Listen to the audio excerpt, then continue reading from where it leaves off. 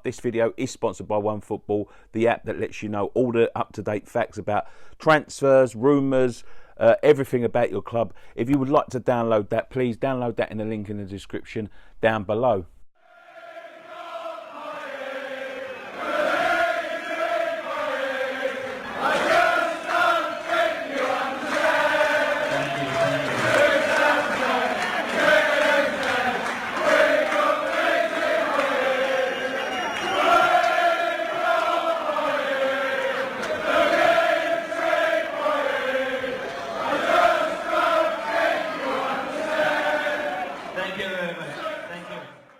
Dimitri Payet.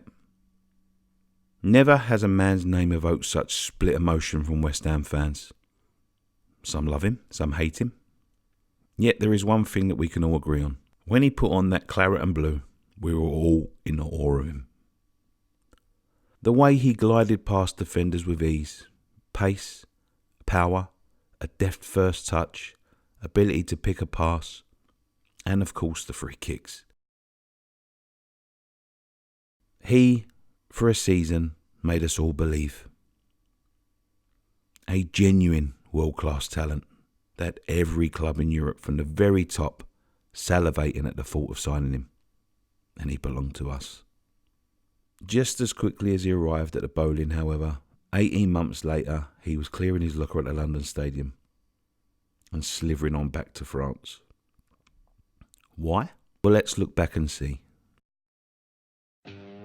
On the 26th of June 2015, West Ham announced the signing of Dimitri Payet from Marseille with a fee rumoured to be around £11 million.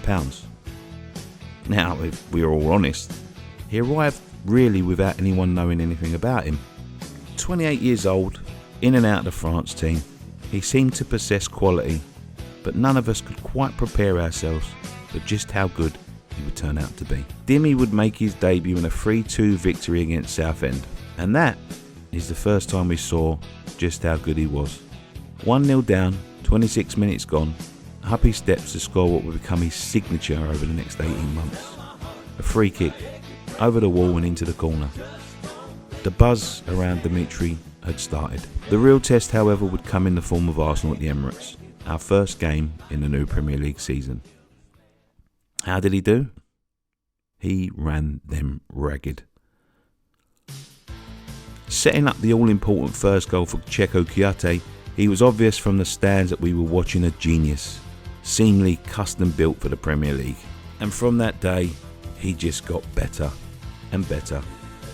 After the Arsenal scout, historic away wins against Manchester City and the demolition of Liverpool, it was Newcastle at home under the lights. He really started to cement himself into West Ham folklore. A fantastic opener, coupled with the decisive second early in the second half, made him an instant fan favourite. He had literally stolen the hearts of East London. As top performance after top performance racked up, the love affair, as he quite elegantly described it, got deeper and deeper, and it felt like it would never ever end.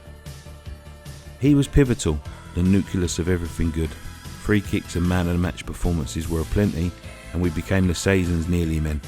Almost beating United in the FA Cup quarter-final, and who knows, with no injury that year, we could have got fourth, and possibly, just possibly, run Leicester for the title. After closing a magnificent debut season with us, his great form had convinced Deschamps to include him in the France squad for the Euros.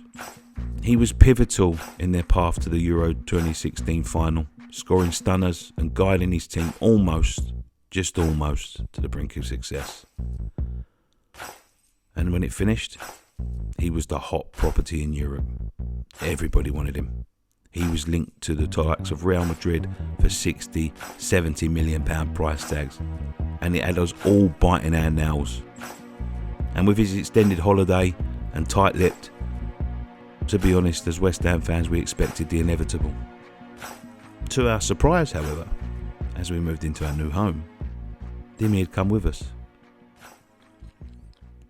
It was, however, to be short-lived. Chaos in the stands and on the pitch, as the stadium migration didn't go well.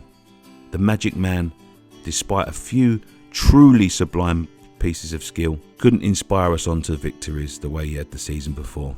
He cut a frustrated figure on the pitch. Then before the Palace at home game, Slav came into a press conference and delivered truly devastating news. Dimitri Payet wanted to leave West Ham. Slav looked broken.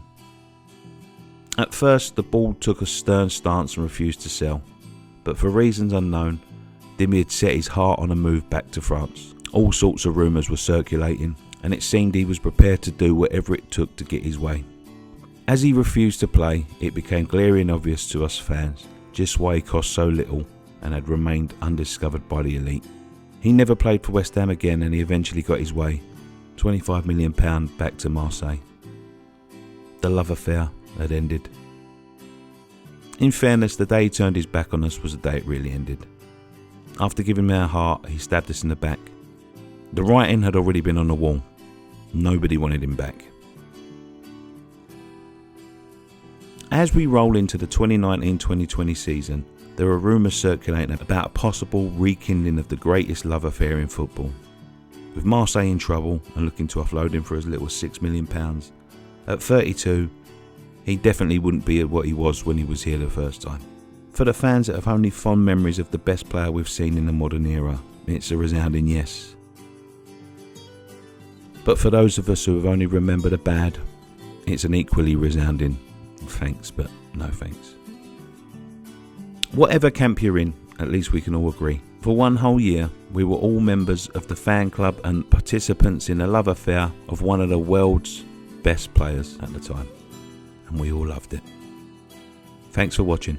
Viens se de faire.